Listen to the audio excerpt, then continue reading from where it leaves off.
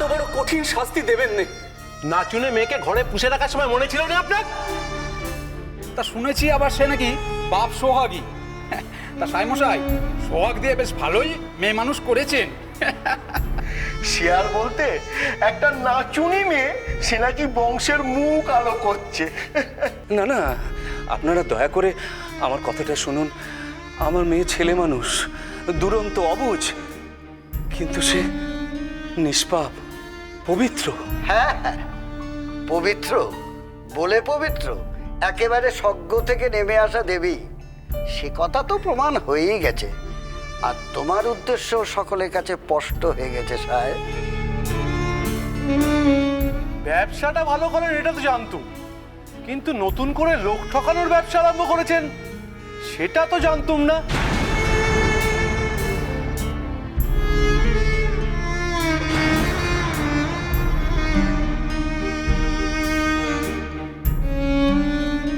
যাকে শুনুন সাইমশাই, আমরাও এই গায়ে স্ত্রী পুত্র নিয়ে বসবাস করি, কাজেই এখানে এ সমস্ত নষ্টামি একদম বরদাস্ত আমরা করবো না, এই বলে দিলুম।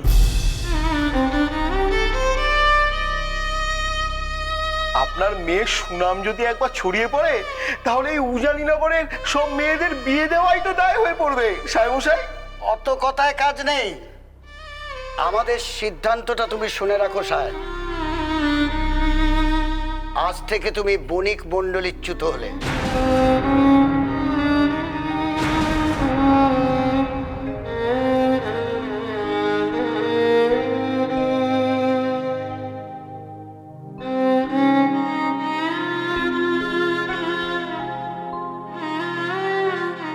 আর এখন থেকে আমাদের বেনে সমাজের কেউ তোমার সঙ্গে কোনোদিন লেনদেন করবে না।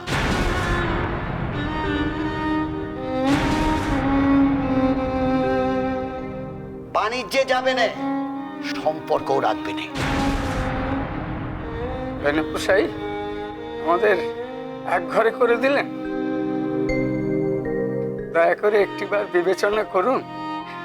এ তো লঘু পাপে গুরুদণ্ড হয়ে গেল। তাই নাকি? গুরুদণ্ড? একটা কথা আপনারা শুনে রাখুন, আপনাদের কপাল ভালো, তাই এটুকু দণ্ড দিয়েই আমরা ক্ষান্ত দিচ্ছি। নেহাত চাঁদ বেনে এখনো বাণিজ্য সেরে বাড়ি ফেরেনি। উনি যদি থাকতেন তাহলে।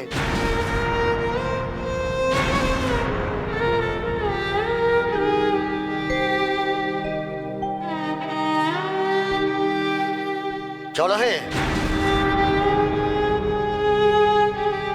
এই অসুচি পরিবেশে নিঃশ্বাস নেওয়া পাপ।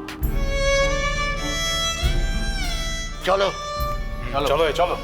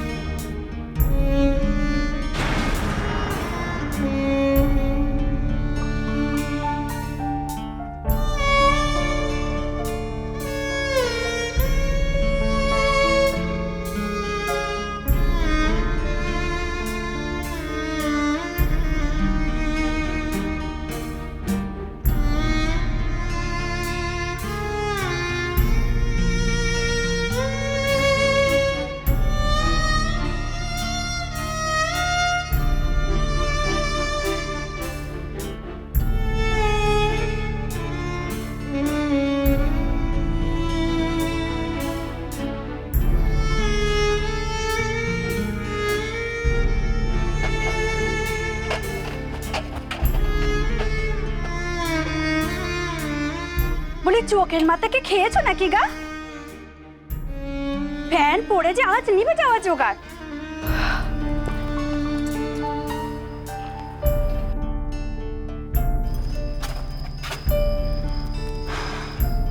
যা হচ্ছে হতে দে রাঙা, একটু ফ্যান উতলাবে, আঁচ নিববে, এর বেশি তো আর কিছু নয়।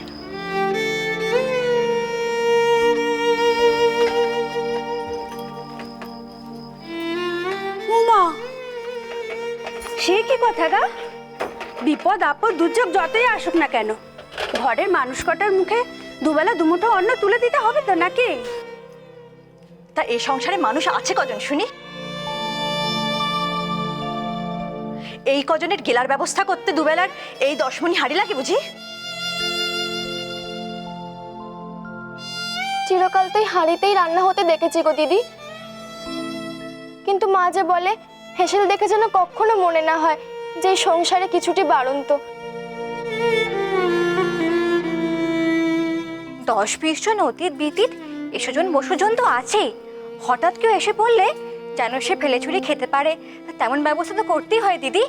মা তো বলে। আর বলবে না, এই সংসারে আর কোনোদিনও কোনো অতিথি পাত পেরে খেতে আসবে না।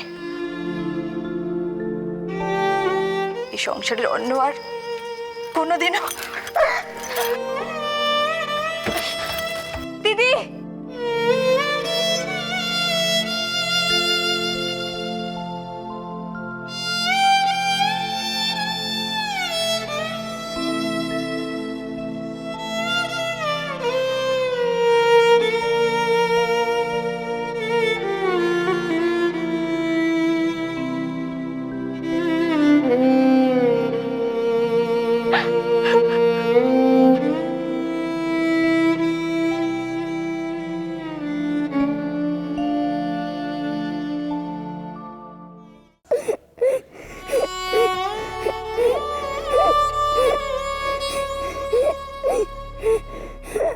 আর কত কাঁদবে ঠাকুরজি?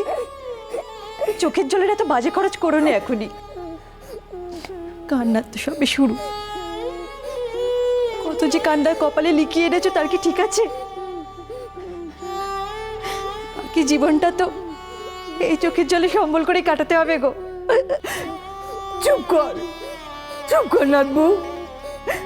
এসব অলক্ষণে কথা বলতে তোর এতটুকু বুক কাঁপে না? এত অল্পে বুক কাঁপলে চলবে কি করে ঠাকমা? বুকে পাথর চাপা দিয়ে অভ্যেস করতে হবে যে।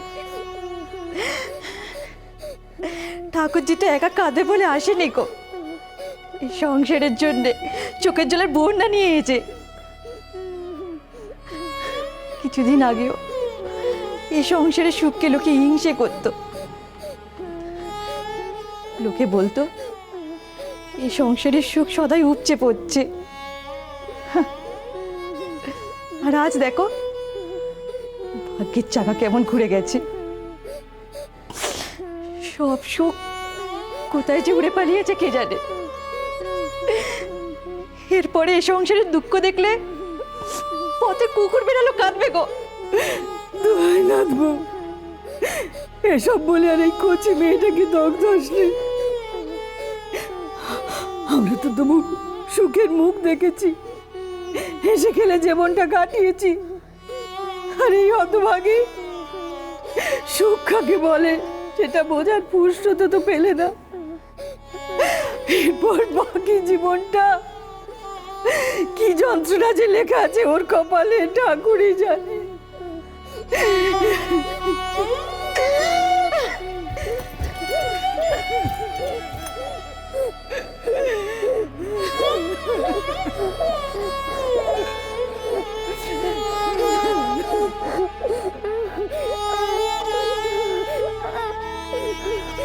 মা, মা শিগগিরই একবার ও ঘরে এসো। বাবা বাবা কি হয়েছে? কি হয়েছে তোমার বাবা? বাবা যেন কেমন করছে, বললো বুকের যন্ত্রণা। তুমি শিগগিরই একবার ও ঘরে চলো। এই তো দিব্যি সুস্থ হয়ে উঠছিলেন। এই বলো না, রক্ষে করো, রক্ষে করো ঠাকুর, রক্ষে করো।